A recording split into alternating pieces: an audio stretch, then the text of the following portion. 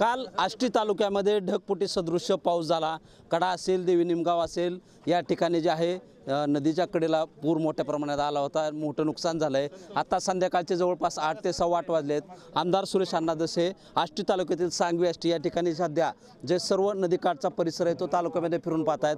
अण्णा आपल्याबरोबर आहेत। अण्णा, काय सांगाल? ढगफुटी सदृश्य पाऊस झाला, संध्याकाळचे 8:15 वाजल्यात। सकाळपासून तुम्ही संपूर्ण मतदारसंघातील ज्या ठिकाणी नुकसान झाले त्या ठिकाणी पाहणी करताय, काय प्रतिक्रिया पहिली?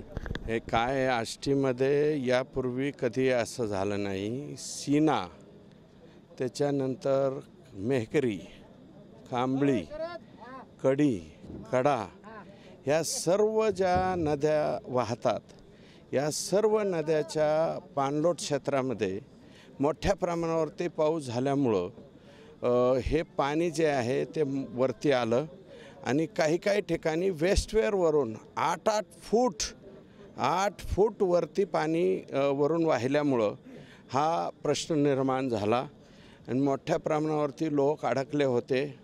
पिंपरी घाटा गावापासून ते इकडे शेरी खुर्दपर्यंत आणि टाकळी आमिया या गावापर्यंत लोक अडकले होते। आम्ही जवळपास सगळ्याच्या सगळे अनेक सुलेमान देवळा सर्वच्या सर्व लोक रेस्क्यू केलेले आहेत। बाय मिलिटरीचे हेलिकॉप्टर त्या ठिकाणी आलं, त्यांनी मोठ्या प्रमाणावरती सहकार्य केलं आणि जे गावगावचे विशेषतः शेड्यूल ट्राईबचे आमचे जे बांधव आहेत भिल्ल समाजाचे, त्यांनी सहकार्य केलं आणि दोरीनीसुद्धा लोक आम्ही त्या ठिकाणी बाहेर काढू शकलो।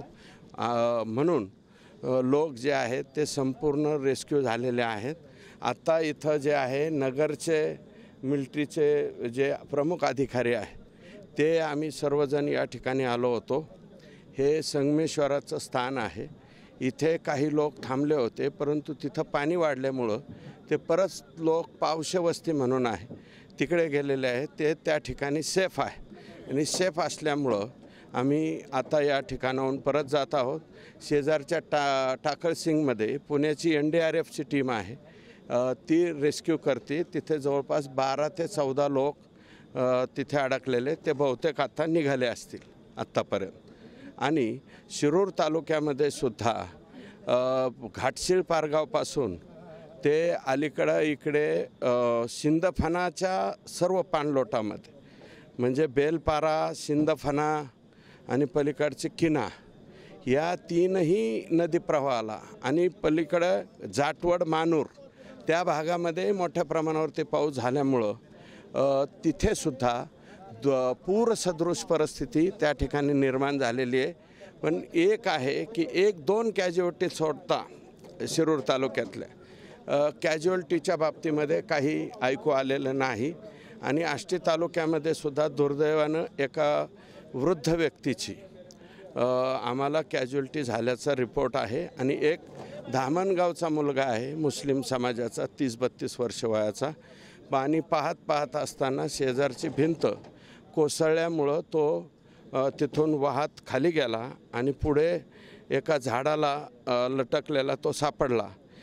त्याचंही PM वगैरे केलं आहे आणि मोठ्या प्रमाणावरती कॅज्युअल्टी याच्यामध्ये गाई, म्हशी, कारण आमचा दुधाचा धंद्यावाला तालुका आहे, गाईचं आणि म्हशीचं आणि काही ठिकाणी कोंबड्यांचं सुद्धा नुकसान झाल्याचे रिपोर्ट्स आहेत। मतदारसंघामध्ये साधारण किती रुपयाचं नुकसान झालं सरांना? आज मी सांगू शकत नाही, तर अंदाजपंचे आकडेवारी सांगणं उचित होणार नाही। आत्ता आम्ही आष्टी तालुक्याची बैठक घेतली, सर्व HODs वगैरे होते, HODsना सुद्धा सांगण्यात आलं आहे उद्या सकाळी 7 वाजल्यापासून पंचनामा चालू होतील आणि सकाळी 9-9:30ला शिरूर तालुक्यातले सुद्धा सगळे लोक बोलवलेले आहेत। 10-10:30 वाजल्यापासून शिरूर तालुक्यातले सुद्धा सर्व पंचनामे होतील। याच्यामध्ये घरांचं नुकसान मोठ्या प्रमाणावरती झालं आहे। काही छोट्या व्यापाऱ्यांचं कडासारख्या गावामध्ये, धामणगावसारख्या गावामध्ये, तिकडं पिंपळनेर या गावाचे काही नुकसान झाल्याचं आणि खरडून गेलेल्या जमिनीचं प्रमाण जास्त आहे। आणि नदीच्या कडेला असणारे जे ट्रान्सफॉर्मर्स आहेत, ST लाईन आहे, LT लाईन आहे आणि 350 ते 400 पोल, हे आष्टी तालुक्यातलं नुकसान माझ्या कानावरती आलं आहे। आणि शिरूर तालुक्यामधलं जवळपास 250 पोलच्या बाबतीमध्ये आणि काही ट्रान्सफॉर्मरच्या बाबतीमध्ये माझ्याकडे तक्रार आलेली. नक्कीच आपण पाहतोय की आष्टी तालुक्यातील ज्या ज्या ठिकाणी जे नुकसान झालं आहे त्याच्या पंचनामे करण्याच्या सूचना ज्या आहेत त्या आमदार सुरेश धस यांनी अधिकाऱ्यांना दिल्या असल्याची माहिती यावेळी दिलेली आहे. शीतलकुमार मोठे, TV9 मराठी, आष्टी, बीड.